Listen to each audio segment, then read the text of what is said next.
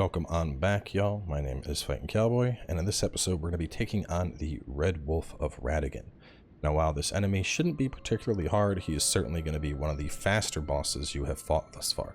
This boss can do quite a bit of magic damage, so if you have access to it, and you should because we picked one up earlier, you could use the Spellproof Dry Liver to help negate some of that damage.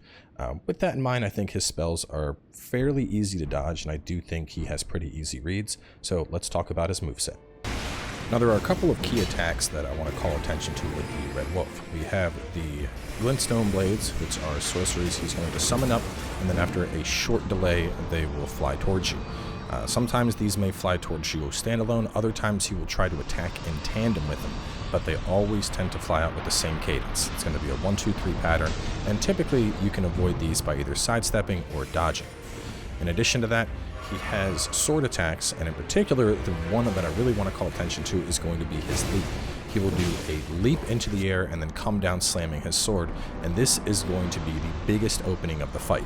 There's going to be enough time after he lands that you can get off a charged heavy attack during this, or get off a heal if you are in dire straits. As the fight progresses past 50%, there's going to be 2 additional attacks that come into the mix. His 1-2 sword combo will have a third hit that is quite easy to hit you if you try to dodge into him, and in addition to that, he will start casting Comet, which you will notice because he will crunch magic in his mouth, jump up, and then fire on out a blast towards you. Both of these attacks can do quite a bit of damage, but as long as you see that they are coming, they shouldn't be that bad to avoid. So, with all that being said, let's go ahead and take our Flask of Wondrous Physic and jump on in there. Now, if you want, of course, you could pull from our Cadence Sellsword here. To be honest, I think this fight is a little bit easier without the Ashen Summons, because having him target on me all the time, I can easily read his moves and I know exactly when to attack.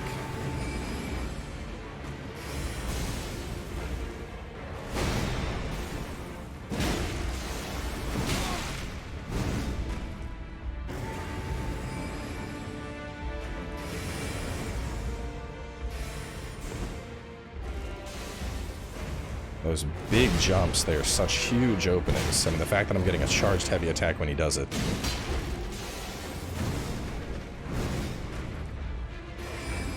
Going for Comet. Oh, I failed the dodge. That's okay, though. We can see that phase 2 third slash now coming out as well. And it's not necessarily that one slash that gets you, it's that full combo. If that whole thing hits you, you're losing about half your health. But we still have that big opening.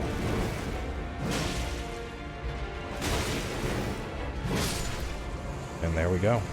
Just like that, the Red Wolf of Radagon is down. Now, with him defeated, you'll notice we got a new reward, the Memory Stone. Now, if you've been playing primarily as melee up until this point, you may have no clue what that's actually doing, and you may never, in fact. But if we were to go ahead and rest at the Grace, and then go on over here to memorize spell, you can see we now have 3 memory slots instead of 2 memory slots, and that is what memory stones do. They increase the amount of spells that you can have equipped at a time, which is of course very important if you're playing as a caster. So if that is the case, just to show some other locations where you can pick these up, in general they're going to be in towers, and you can usually see them because they're going to look like little towers on the map. So there's one right here you can get a memory stone at. Over here there is... Where's that tower at? It's hiding. It's tucked away. Over here we have one. Over here we have one. So all throughout the map, whenever you see these towers, if you're playing as a caster, it's going to be worthwhile to complete them. Now, not every tower is going to have a memory stone. Some of them may have a unique spell. Some of them may have a unique reward. But if you're playing as a caster, it is certainly worthwhile to go out of your way and complete those. But with the Red Wolf down, we have the remainder of the academy coming on up. In addition, we're going to be going through the rooftops, which, believe it or not, there is quite a lot to this place still left when you consider the rooftops portion of it. So make sure to stay tuned, and we'll catch you soon as we continue.